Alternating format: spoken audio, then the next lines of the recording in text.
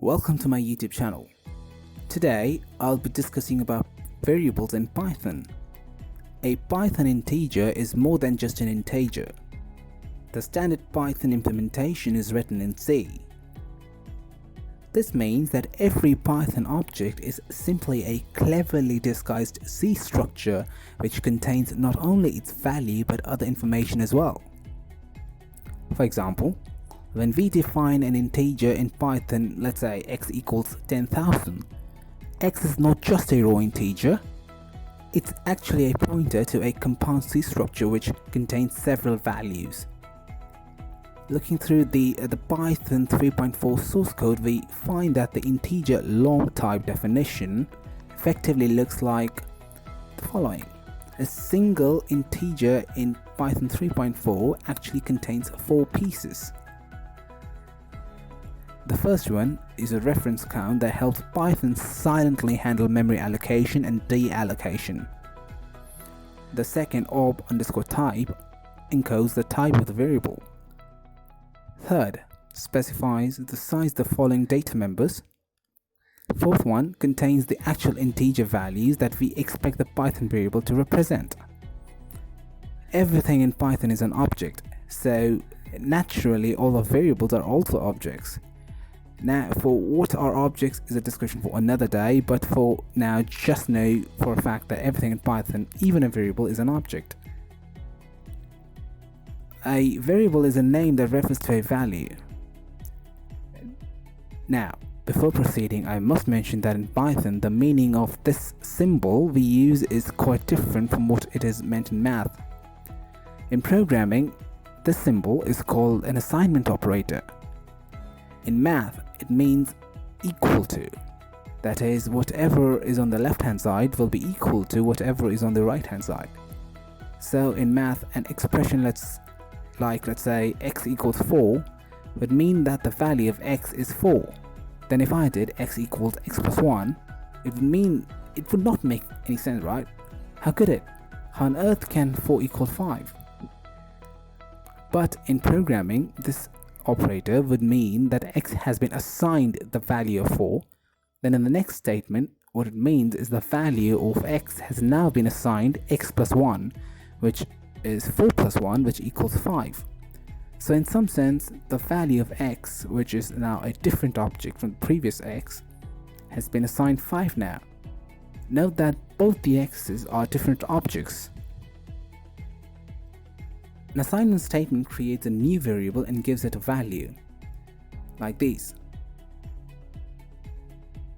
This example makes 3 assignments. The first statement, the first one, assigns a string to a new variable named message. The second gives the integer 17 to n. The third assigns the approximate value of pi to pi. A common way to represent variables on paper is to write the name with an arrow pointing to its value. This kind of figure is called a state diagram because it shows what state each of the variables is in. Think of it as a variable state of mind. Variable names can be as long as you like, They can contain both letters and numbers, but they can't begin with a number. It is legal to use uppercase letters, but it is conventional to use only lowercase for variable names. The underscore character can also appear in a name. It is often used in names with multiple words. If you give a variable an illegal name, you get a syntax error like the following. 76 trombones is illegal because it begins with a number, right? More @ is illegal because it contains an illegal character. That is @. But what is wrong with the word class? It turns out that the class is one of the Python's keywords. The interpreter uses keywords to recognize the structure of the program, and they cannot be used as variable names. You can view keywords as reserved words with special meanings. Python 3 has many keywords like false, class, finally, is, in, and so on. And expressions and statements, right? So an expression is a combination of values, variables, and operators. And a value all by itself is considered an expression, and so is a variable. So the following are all legal expressions. When you type an expression at the prompt, the interpreter evaluates it, which means that it finds the value of expression. In this example, n has the value 17 and n plus 25 equals 42.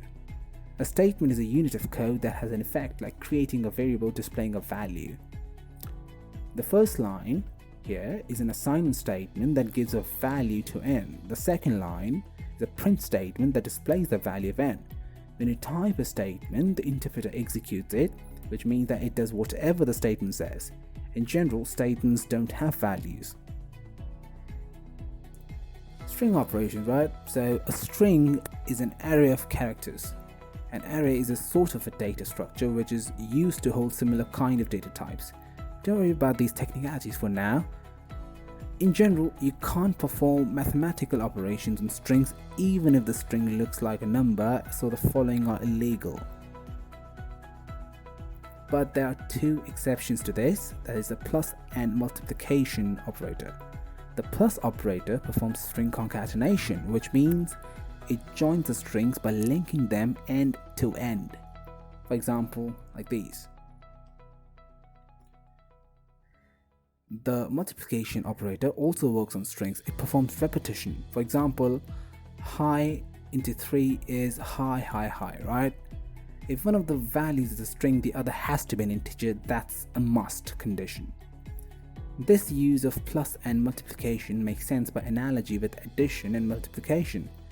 Just as 4 into 3 is equivalent to 4 plus 4 plus 4, we expect high into 3 to be the same as high plus high plus high, and it is.